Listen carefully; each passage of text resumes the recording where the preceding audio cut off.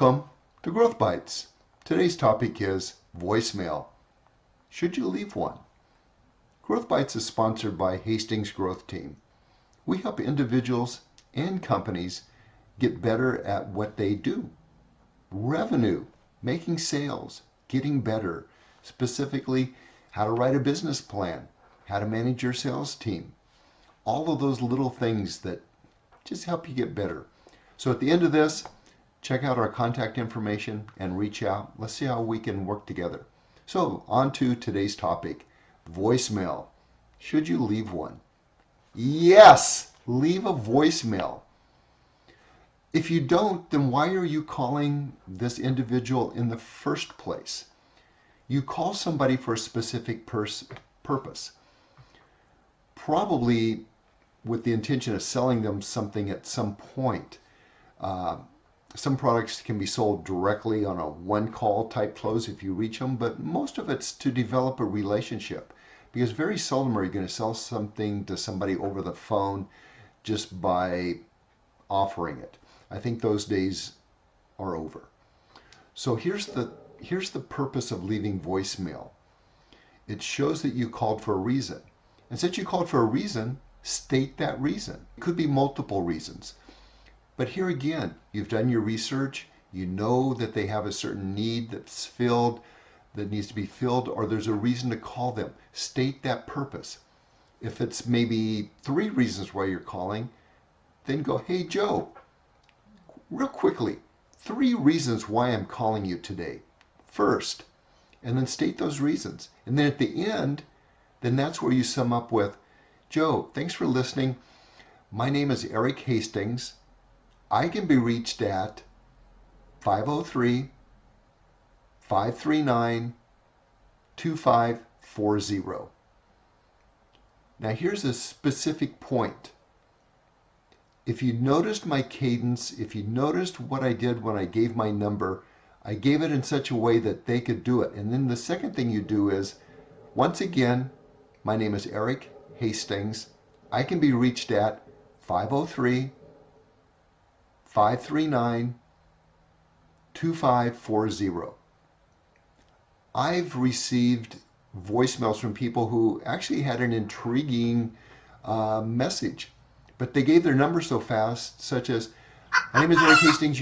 I can be reached at 503-539-2540. I couldn't even, by replaying it over and over again, could not understand what they were saying. So here is a person who actually left me a compelling message. I attempted to get back to them, and I couldn't. They missed out on a sale, and they never called me back.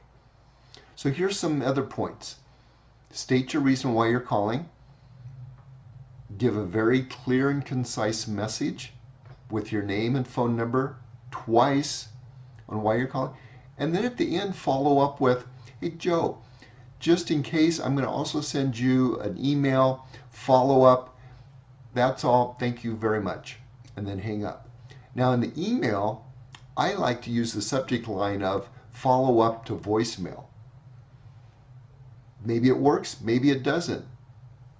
I've had it work for me. So there you go.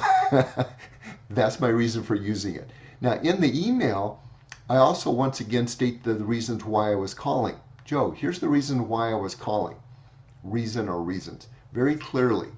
And at the end of that, I state, just so we can follow up, I'll call you back tomorrow on whatever day it is, say on Thursday, at 10 o'clock. Hope you can take my call at that time. Here again, you're asking for them to pick up your call. They may not. That may not be a good time with them.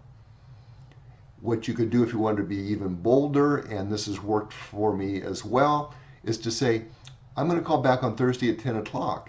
If by chance this doesn't work for you, shoot me back another email and let me know when a good time is.